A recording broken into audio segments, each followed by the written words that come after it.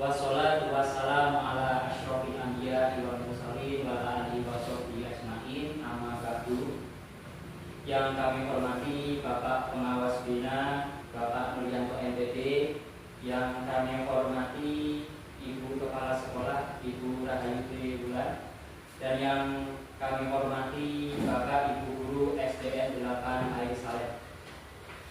Alhamdulillahirabbil alamin, puji syukur tak lupa kita aturkan kepada Allah Subhanahu wa taala yang mana telah melimpahkan rahmat dan karunia-Nya sehingga kita bisa melaksanakan acara workshop pembelajaran mendalam bagi guru dan kepala sekolah dengan mengusung tema penguatan growth mindset, pemahaman konsep pembelajaran mendalam dan penyelarasan visi misi tujuan satuan pendidikan dalam keadaan sehat tak kurang suatu apapun. Kedua kalinya sholawat beriringkan salam tak lupa kita haturkan kepada junjungan kita baginda Nabi Agung Nabi besar Nabi Muhammad Sallallahu Alaihi Wasallam yang kita nantikan syafaatnya buat yaumil qiyamah. Amin Allahumma amin. Sebelum saya memulai acara kita pada hari ini, izinkan saya menyampaikan satu pantun ya Pak. Jarum bilang di tengah jerami, kain kebaya di dalam peti. Selamat datang di SD kami, semoga bahagia melekat di hati. Adapun susunan acara pada pagi hari ini yaitu yang pertama adalah pembukaan, yang kedua menyanyikan lagu Indonesia Raya, yang ketiga sambutan-sambutan, yang keempat penyampaian materi pola pikir, pembelajaran mendalam, asesmen pembelajaran. Yang selanjutnya yaitu penutup, dan yang terakhir adalah doa penutup. Marilah kita sama-sama buka acara kita pada pagi hari ini dengan sama-sama mengucapkan lafal basmalah. Bismillahirrahmanirrahim. Memasuki acara yang kedua yaitu menyanyikan lagu Indonesia Raya, yang dalam hal ini akan dipimpin langsung oleh Ibu Pariyati, kepadanya dipersilakan.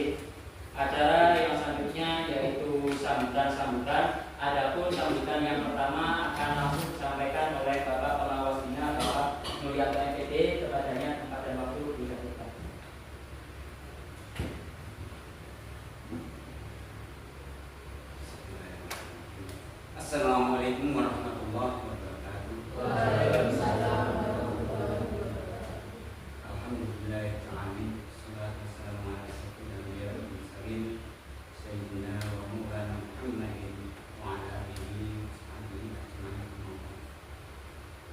Yang terhormat Ibu Kepala SD Negeri 8 Saleh serta Bapak Ibu guru yang kami hormati serta berbahagia. Alhamdulillah, puji dan syukur mulai senantiasa kita panjatkan dari Allah Subhanahu wa taala. Kelimpahan rahmat serta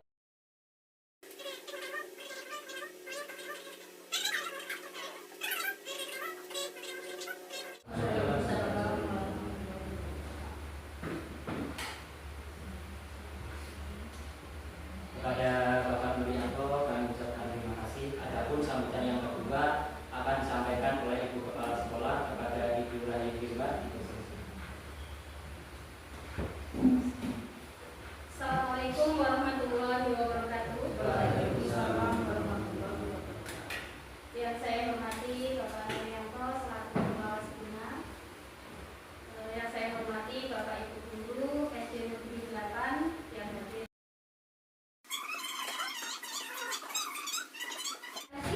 Assalamualaikum warahmatullahi wabarakatuh.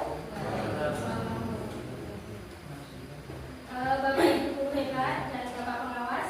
Jadi pada hari ini kami akan melakukan pembahasan, Pak. Jadi kami termasuk salah satu sekolah yang mendapatkan bos kinerja untuk di Kecamatan Air Saleh pada tahun 2025 ini. Dari 11 SD yang mendapatkan bos kinerja, kami mendapatkan tugas untuk melakukan pembahasan mengenai pembelajaran mendalam yang sudah kami peroleh melalui pelatihan yang ada di Lokus 3 Banyasin 3 untuk PMKS dan juga di Lokus SD Al-Fat untuk PM Guru. Nah, untuk materi yang pertama Bapak Ibu, jadi saya akan menyampaikan tentang materi pola pikir.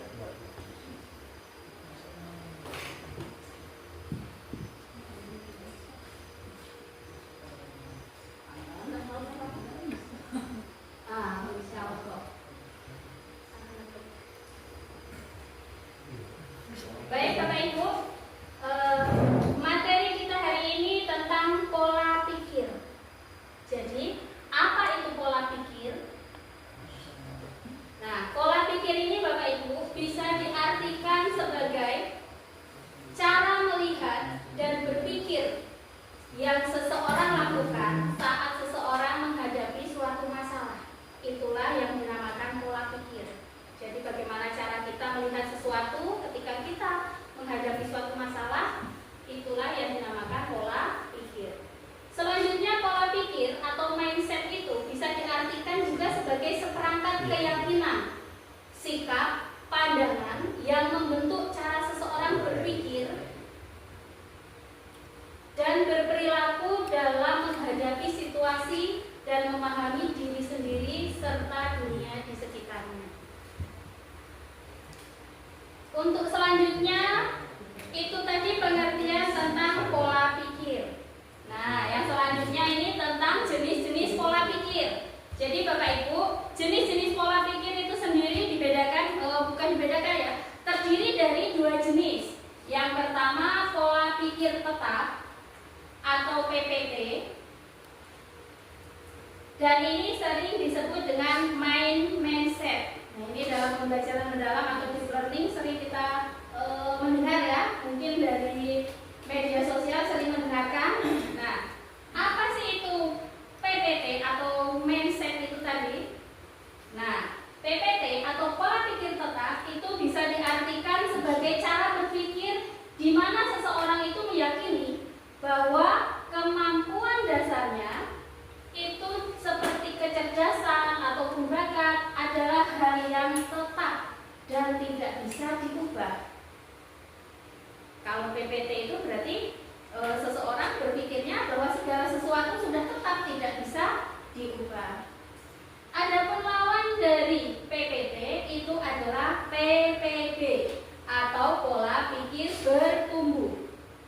Itu dalam bahasa pembelajaran mendalam namanya growth mindset. Mungkin Bapak Ibu sudah pernah dengar ya tentang growth mindset? Belum. Untuk Bapak Ibu guru yang pernah melakukan pelatihan sudah. Untuk yang belum, belum.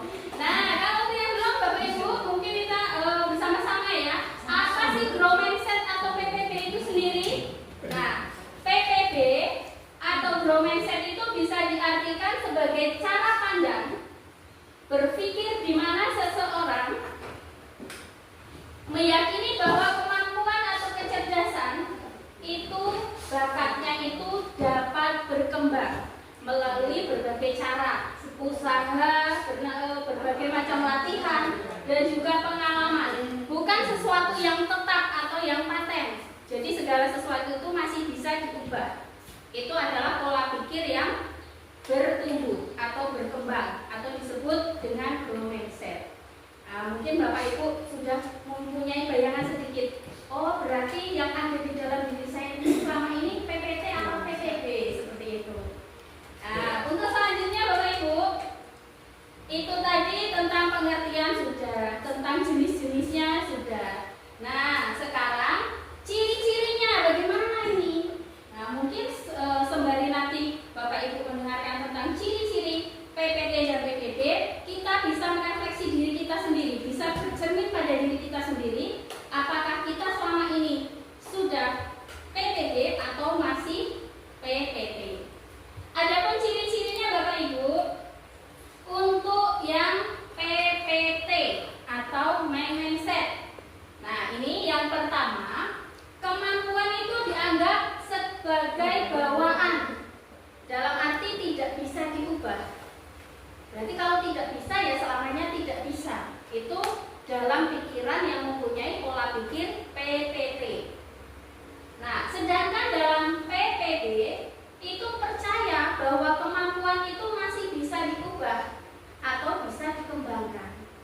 Tuh, ciri yang pertama. Kemudian yang kedua, kalau pada PPT Bapak Ibu, cenderung seseorang ini akan menghindari tantangan karena takut gagal. Nah, cenderung takut melakukan sesuatu atau menghadapi tantangan karena takut gagal. Itu pada mindset atau PPT. Sedangkan pada PPP-nya atau growth mindset-nya, seseorang itu akan berani menghadapi tantangan dan mencoba hal-hal yang baru. Contohnya Bu? Contohnya, misalnya kita diberi tugas. Ya, diberi tugas ya, Pak Anton. Misalnya diberi tugas untuk menjadi pembina upacara. Nah, ini contoh yang konkret di sekolah kita.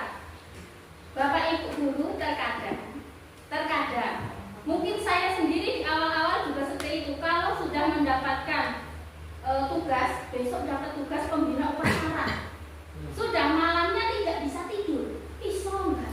Bisa tidak. Sudah grogi, sudah gemetar. Akhirnya di awal-awal itu sering mencari alasan. Mohon maaf Bapak Ibu, izin saya ada kepentingan. Karena apa? Untuk menghindari tugas yang seharusnya dilakukan. Nah, itu salah satu contoh PPT. Bagaimana kalau yang PPB? Ya seharusnya tetap berusaha. Namanya seseorang tidak usah takut gagal. Seandainya jadi pembina belum sempurna, mungkin masih banyak belepotan kata-kata atau apapun, tetap berusaha untuk dijalankan. Karena semakin banyak jam terbang kita, semakin latihan, mencoba, suatu saat akan terbiasa dan tidak akan mengalami yang namanya grogi-grogi lagi. Mungkin ada grogi sedikit tetapi tetap bisa dikendalikan oleh diri sendiri. Seperti itu. Ya Pak? Iya, sama ya. Untuk yang selanjutnya Bapak Ibu, dalam PPT, seseorang yang memiliki pola pikir PPT itu akan menganggap kegagalan itu sebagai bukti bahwa dia tidak mampu.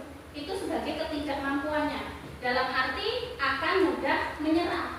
Kalau sudah menghadapi sesuatu gagal, ya sudah, tidak mau mencoba lagi apa satu, pasti tidak bisa.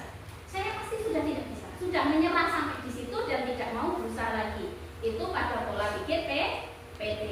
Kalau seseorang yang memiliki pola pikir PPB atau growth mindset itu menganggap bahwa kegagalan itu merupakan sesuatu proses belajar untuk lebih baik. Ya Pak Anton? Bagaimana seandainya di setiap guru, semua guru misalnya, ini ada saja contoh ya, ada seorang guru memiliki ciri pola pikir ketat atau Iya. mindset gitu. Nah, dia ini ingin berubah ke grow mindset. Nah, ini tips polanya untuk mencapai ke grow mindset itu bagaimana? Baik, itu ada di materi selanjutnya sebenarnya ya Bapak. Nanti akan saya bahas di materi selanjutnya, tapi karena sudah ditanyakan, langsung kita lewat dulu ke yang berikutnya.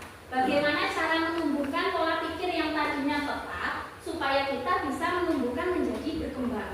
Ada beberapa tips Bapak Ibu, ini bisa kita coba pada diri kita sendiri, terutama saya, dan juga mungkin bisa untuk Bapak Ibu terapkan juga pada diri Bapak Ibu sekalian. Yang pertama Bapak Ibu, bagaimana sih cara kita menumbuhkan pola pikir kita supaya nggak tetap terus tetapi bisa berkembang seperti sesuai dengan dalam kurikulum yang diinginkan di era sekarang ini. Nah, yang pertama kita ubah dulu cara pandang kita. Mengubah cara pandang terhadap kegagalan. Jangan pernah sekali-kali menganggap kegagalan itu adalah sesuatu yang mutlak gagal dan akan gagal terus. Tetapi kita ubah, kalau saya sekarang gagal, saya harus bisa belajar hingga sampai bisa berhasil.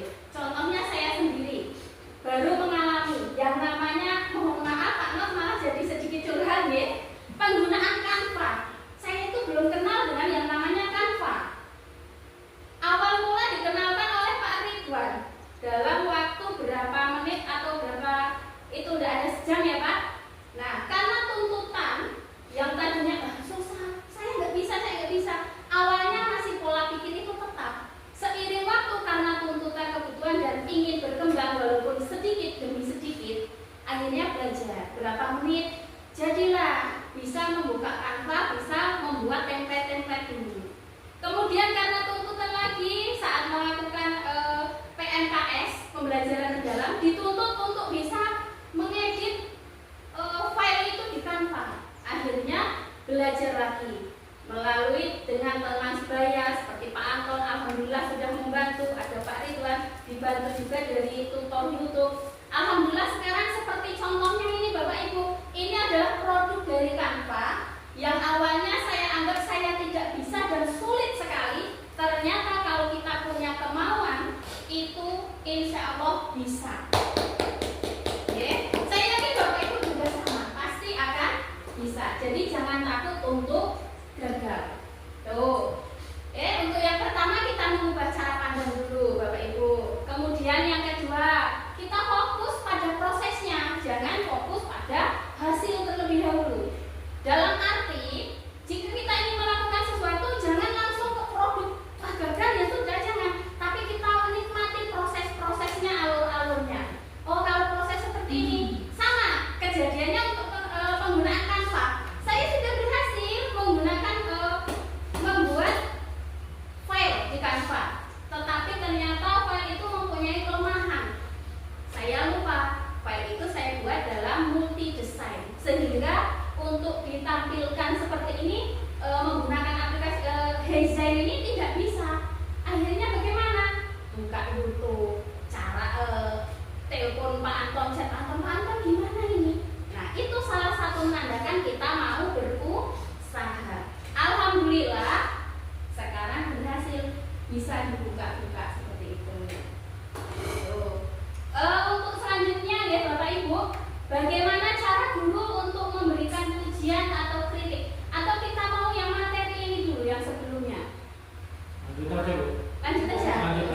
Lanjut. Cara guru memberi pujian atau kritik juga menjadi faktor yang sangat menentukan pola pikir seseorang, terutama murid. Jadi pujian itu ada yang bersifat pujian pribadi, ada pujian proses. Nah, ini yang sering terjadi di kelas, di lingkungan pembelajaran kita sehari-hari sering terjadi. Ada seseorang itu pendidik, mungkin juga saya juga pernah melakukan, kita itu hanya akan melihat hasil, tidak pernah mau tahu dengan proses yang dilakukan oleh anak tersebut. Contoh, pelajaran matematika, seandainya ada soal cerita, kita hanya melihat hasil di bawah itu. Anak kalau misalnya kita kunci jawabannya 30, maka di situ anak menjawab 40 sudah langsung salah, dikasih nilai 0 misalnya. Padahal bukan seperti itu. Sebagai guru yang bijak, kita lihat suatu prosesnya dulu. Soal cerita itu kan ada yang diketahui apa, yang ditanyakan apa,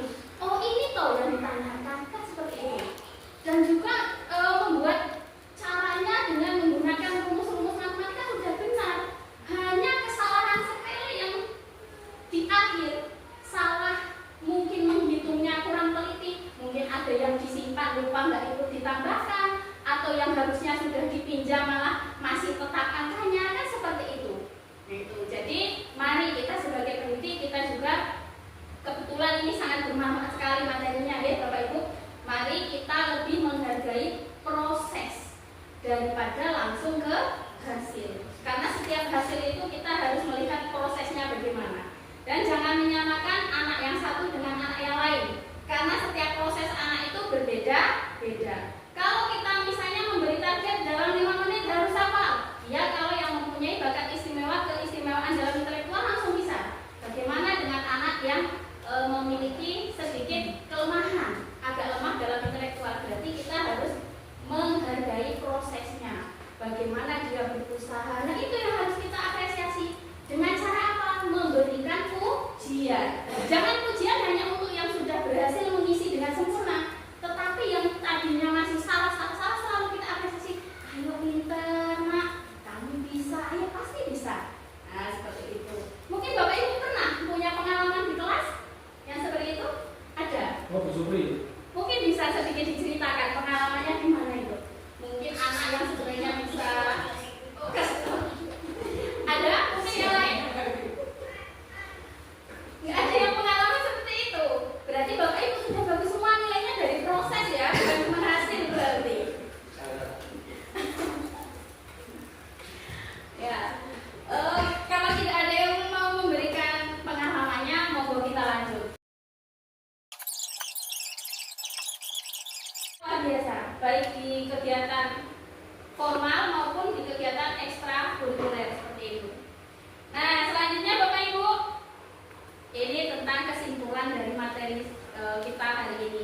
Sebelum diberi kesimpulan, monggo saya minta salah satu ini kita uji PPT apa PPB-nya ya, memberikan testimoni. Testimoni itu hampir sejenis dengan kesimpulan, hampir sama. Testimoninya jadi dari semua materi dari awal sampai akhir tadi, apa sih yang Bapak Ibu dapatkan materi pada hari ini? Monggo. Siapa? Ayo. Pak Mun? Pak Mun, monggo. Pak maju, Pak.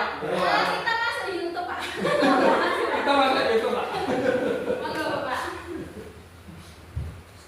Kalau setelah kita mengikuti pengumuman dari kepala sekolah tadi, pelajaran dari ini adalah kita merubah pola pikir kita dari PPD ke PPT. Itu intinya. Terima kasih. Terima kasih, Pak. Ya, luar biasa sekali. Terima kasih untuk Bapak Ibu. Jadi kesimpulannya Bapak Ibu, pada hari ini kita sudah belajar tentang pola pikir atau mindset. Mindset itu apa upaya atau yang akan kita lakukan dalam menghadapi cara pandang kita ya untuk menghadapi suatu masalah. Kemudian tadi pola pikir itu sudah ada 2 jenis, pola pikir tetap atau mindset, dan pola pikir yang bertumbuh atau berkembang itu adalah growth mindset. Nah itu. Jadi untuk materi hari ini mungkin itu saja.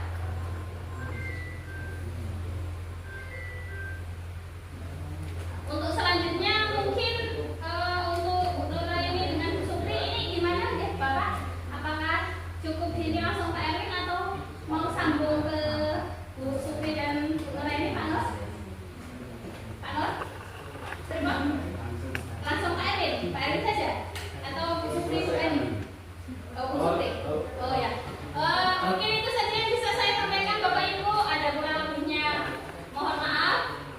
Karena waktu sudah siap, ikan cepat, ikan gabus, makin cepat makin bagus. Makin bagus. Ya, kasihan Pak Neriantonya juga jauh, ya, sudah siap. Saya akhiri, billahi taufiq wal hidayah. Wassalamualaikum warahmatullahi wabarakatuh. Waalaikumsalam. Waktu kembali ke Pak Ridwan. Kami ucapkan terima kasih kepada Ibu Rahayu, dan saya mengucapkan terima kasih juga kepada Bapak Ibu guru sekalian sudah berpartisipasi aktif dalam kegiatan pemaparan materi sekaligus tanya jawab. Sebelum kita lanjut kepada sesi selanjutnya, mari kita ice breaking dulu dengan melakukan tepuk semangat. Nah, 1, 2, 3, tepuk semangat.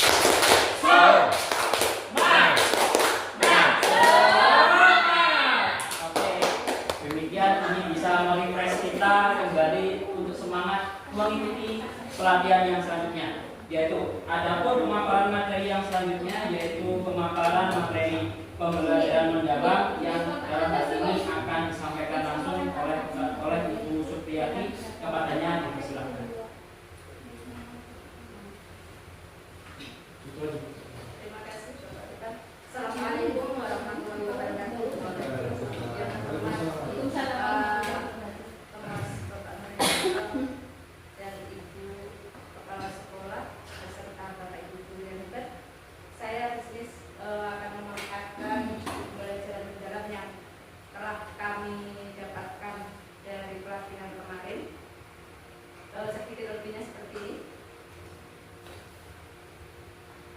pembelajaran mendalam ini adalah sebuah pendekatan bukan kurikulum.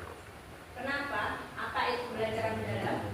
Pendekatan pembelajaran yang berfokus pada pengalaman belajar bermakna, bertujuan untuk membentuk karakter dan kompetensi peserta didik melalui proses yang aktif dan reflektif.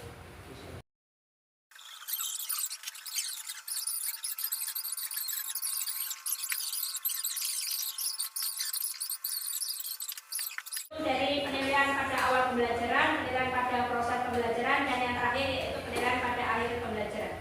Demikian Bapak Ibu yang dapat saya paparkan. Kurang lebihnya saya mohon maaf. Saya akhiri. Wassalamualaikum warahmatullahi wabarakatuh. Waalaikumsalam warahmatullahi wabarakatuh. Seperti Pak Nur Rahman,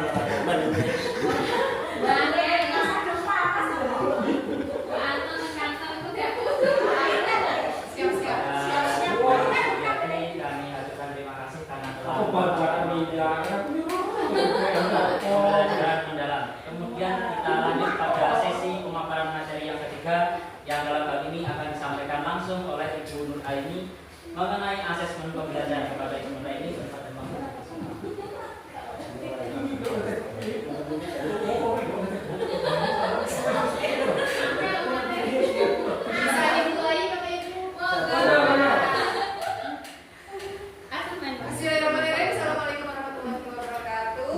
Waalaikumsalam warahmatullahi wabarakatuh. Yang terhormat Bapak Pengawas, Bapak Nuryanto, yang kami hormati Ibu Kepala Sekolah SDN Kampung Elizabeth beserta Dewan Guru, dan yang kami hormati pula Bapak Erwin, Bapak Kepala Sekolah SDN 1 Elizabeth. Langsung saja ya Bapak Ibu, di sini saya sebagian kan sudah dibagi-bagi di sini, saya kebagian dari asesmen.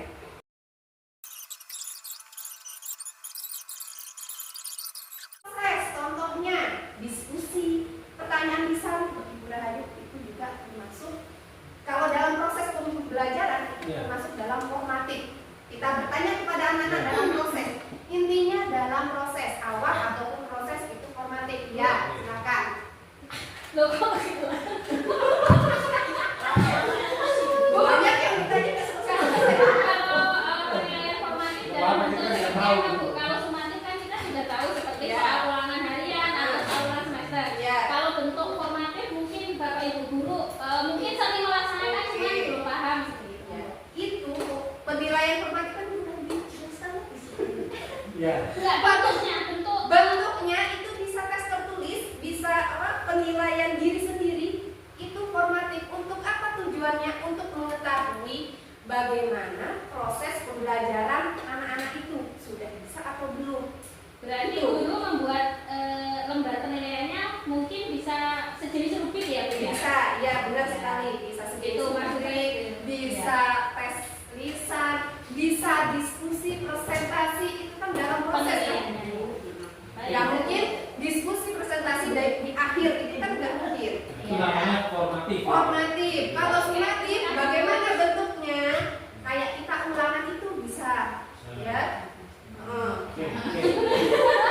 Tujuannya ya untuk mengukur kebutuhan peserta didik itu apa. Kemudian hasil belajarnya tujuannya itu sudah tercapai apa belum? Di akhir materi atau akhir semester.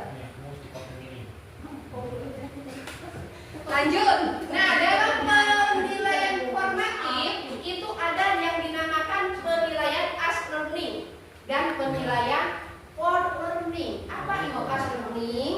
Sama yang saya jelaskan tadi, as learning itu sebagai pembelajaran. Ini siswa terlibat dalam penilaian. Itu bisa menilai diri sendiri dalam proses pembelajaran.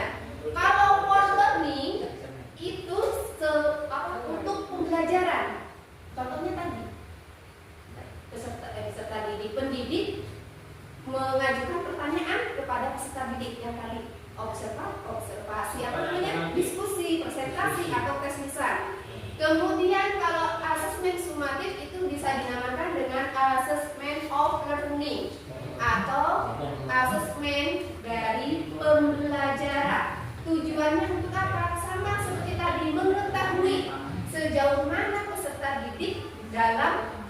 hasil proses selama pembelajaran.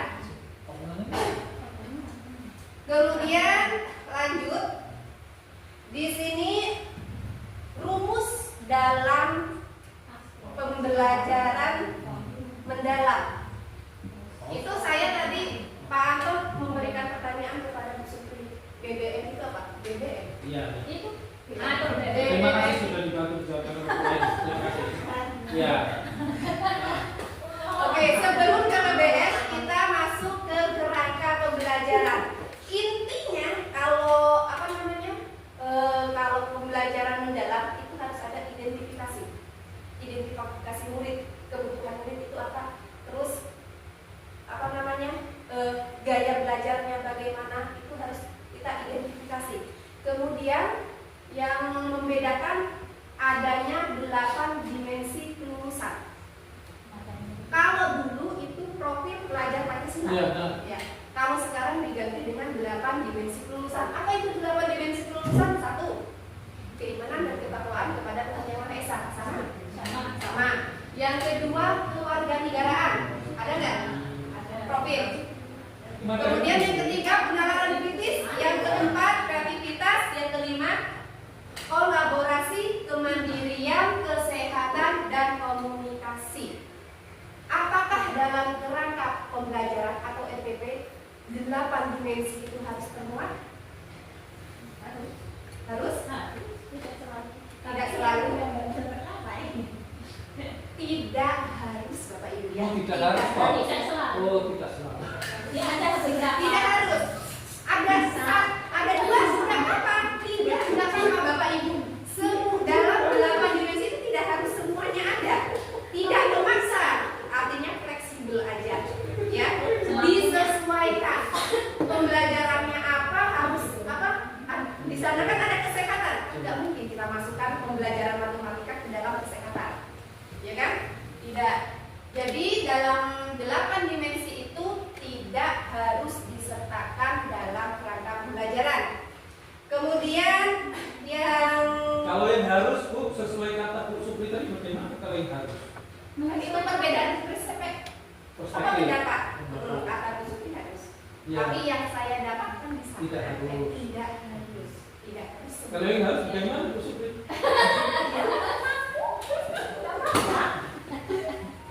Kalau di fasilitas kita ya Harus. Ya, jadi dalam RPP itu harus disertakan ya Bapak Ibu, disertakan 8 dimensi, disesuaikan, tidak harus semuanya, boleh 2, boleh 3, boleh 4. Jadi modul yang baru ini harus 8 dimensi. Iya, itu harus masuk. Bukan lagi profil Pancasila ya. Nah, kemudian yang selanjutnya itu adalah pengalaman belajar. Pengalaman belajar di sini ada yang namanya memahami, mengaplikasi, merefleksi. Contohnya apa? Tadi sudah dijelaskan sama Bu Supri ya. Mungkin kalau kita dalam praktek, kita menayangkan video nih, anak-anak melihat, mendengarkan, menyimak, itu sudah termasuk anak-anak memahami dari video tersebut. Mengaplikasi, merefleksi, mencontohkan, dilibatkan atau dihubungkan dengan kehidupan sehari-hari. Ya. Kemudian yang nggak kalah penting yang sudah dijelaskan tadi yaitu adanya asesmen. Ya.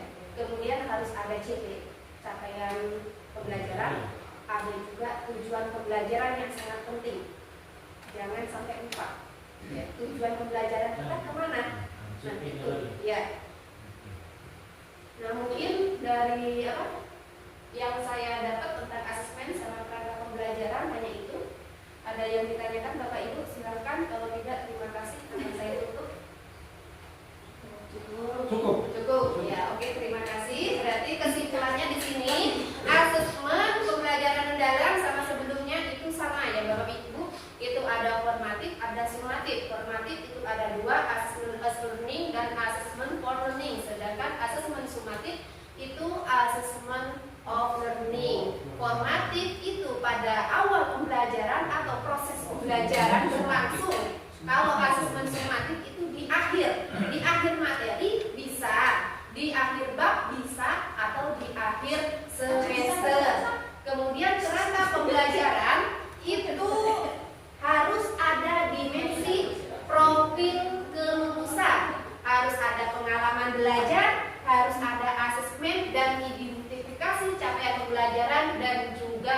tujuan pembelajaran. Sekian pembahasan dari kami. Terima kasih. Mohon maaf atas segala kesalahan dan kekurangan. Akhir kata, wassalamualaikum warahmatullahi wabarakatuh. Waalaikumsalam warahmatullahi wabarakatuh.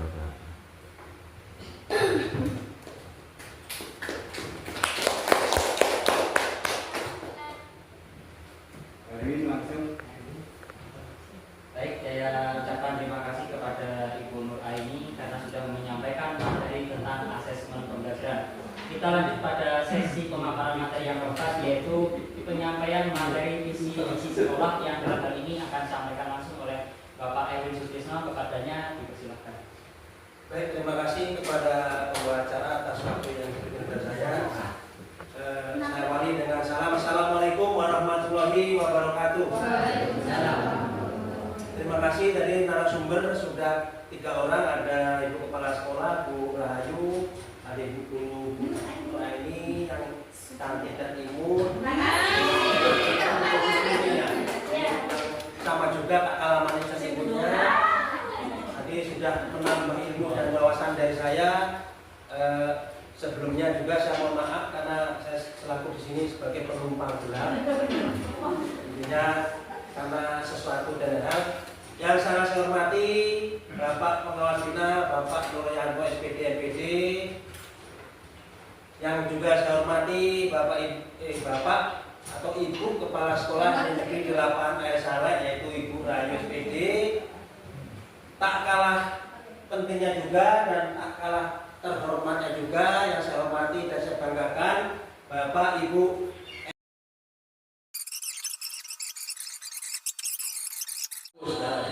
saya tutup dan saya akhiri. Assalamualaikum warahmatullahi wabarakatuh. Waalaikumsalam warahmatullahi wabarakatuh. Abu. Udah dikasih kode. Kepada Bapak Erwin Sutisno kami ucapkan terima kasih banyak. Melanjutkan acara yang selanjutnya, yaitu doa penutup yang dalam hal ini akan dipimpin langsung oleh Bapak Munjono. Kepadanya dipersilakan.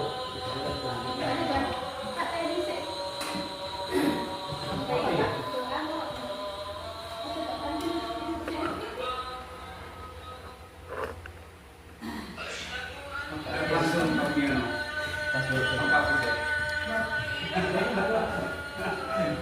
Doanya terakhir. Bapak Ibu yang saya hormati, berikan apus untuk terima kasih. Baik sosialisasi workshop ataupun observasi telah berjalan dengan baik, dengan semangat, tidak tegang. Entah sesuai dengan materi atau tidak. Kalau Pak Erwin itu materinya visi misi. Nah, ya. Jadi, pokoknya ada kaitannya. Ya. Jadi baik dari Bu Rahayu maupun Bu Supri, ya, itu yang mengikuti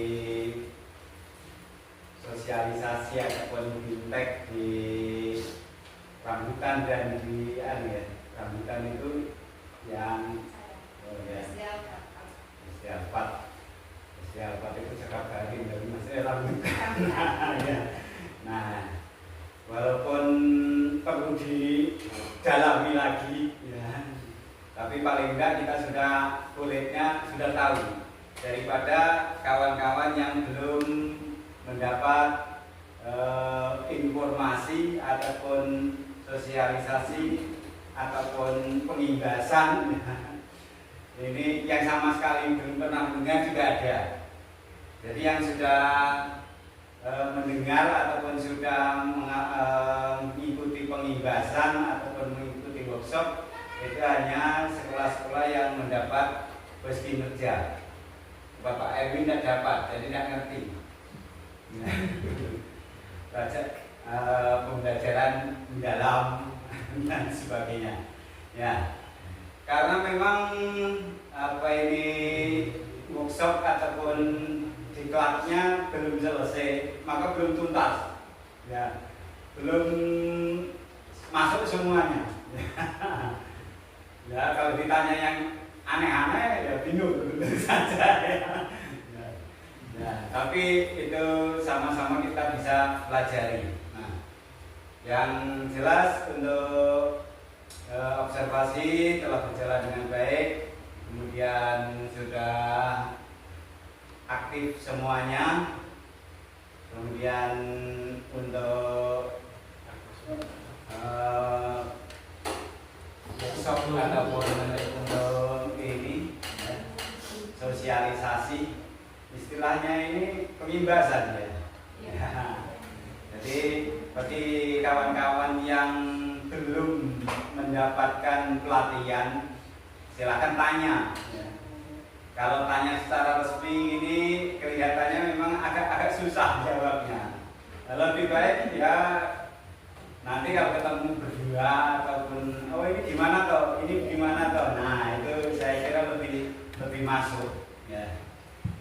Karena saya sendiri juga belum mendapat pelatihan atau pengimbasan. Sebenarnya pengawas itu sudah ada, cuman belum ada diimbaskan. Kalau mengimbaskan itu kadang-kadang malas berangkatnya karena pengimbasannya di Palembang ya. Kemudian nyuruhnya juga yang mau datang, yang enggak ada ya kan gitu. Tidak wajib. Maka dari itu kadang-kadang malas berangkatnya ya, gitu. Jadi silakan bagi kawan-kawan yang sudah mengikuti sosialisasi ataupun fintech ataupun ini silakan diteruskan, dipelajari lebih mendalam dan sesudahnya itu dapat dikembangkan ataupun juga diberikan kepada kawan-kawan yang belum mendapat kesempatan untuk itu. Saya kira itu saja untuk maupun pengimbasan sudah berjalan dengan baik dan terima kasih atas semuanya karena hari ini.